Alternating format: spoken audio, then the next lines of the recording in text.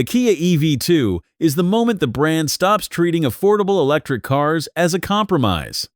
For years, the entry point to a proper electric SUV meant giving something up, either the range, the technology, or the quality. The EV2 is Kia's answer to that, and it arrives at a price that makes a lot of more expensive cars suddenly look harder to justify. In Romania, it starts at around 29,000 euros, roughly $33,000, and the version in front of me wears the warm gold paint that suits its boxy shape far better than I expected. What strikes me first walking around it is how upright it is. This is a car under 4.1 meters long, yet it carries itself like something from a class above. The vertical lighting signature pulls straight from the bigger electric Kias. The cladding around the arches gives it real presence, and those flush door handles keep the sides clean. Standing next to it on the floor, the gold paint shifts almost coppery under the lights, and the silver lower trim catches the eye in a way the press photos never quite show. The one detail people keep arguing about is the taillights, which sit unusually low on the bumper. In person, they bother me less than they do in photos, and I think that low placement actually gives the back a wider, more planted stance.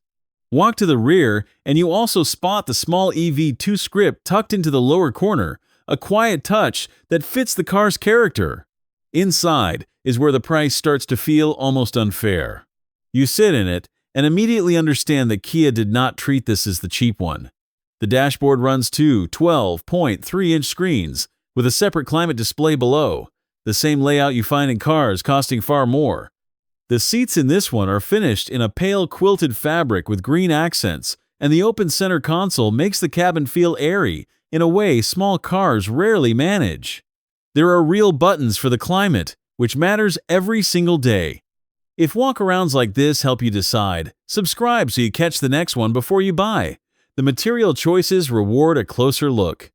The speaker housings carry a Harman Kardon badge, and the textures across the dash feel considered rather than cost-cut. Rear legroom is the headline here, stretching to 958 millimeters, which is genuinely class-leading and the kind of number that tells you who this car is really for. Families will sit three across the back without anyone complaining. The boot is where honesty matters. At 362 liters, it trails several rivals, and the Renault Captur with its sliding bench makes the gap feel wider still. For buyers hauling bulky loads regularly, that is a real limitation.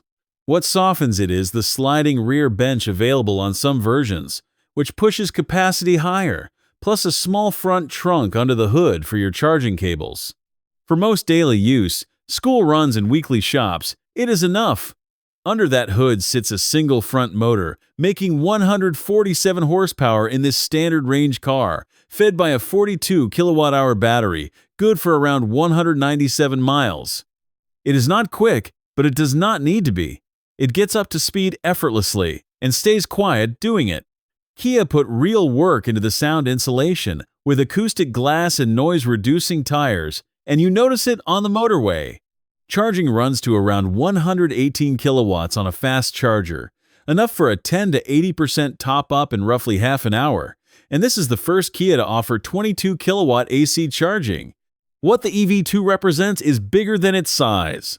It shows that a brand can deliver real space, real technology, and a 7-year warranty without asking buyers to stretch into a higher segment. It is not trying to reinvent the small car.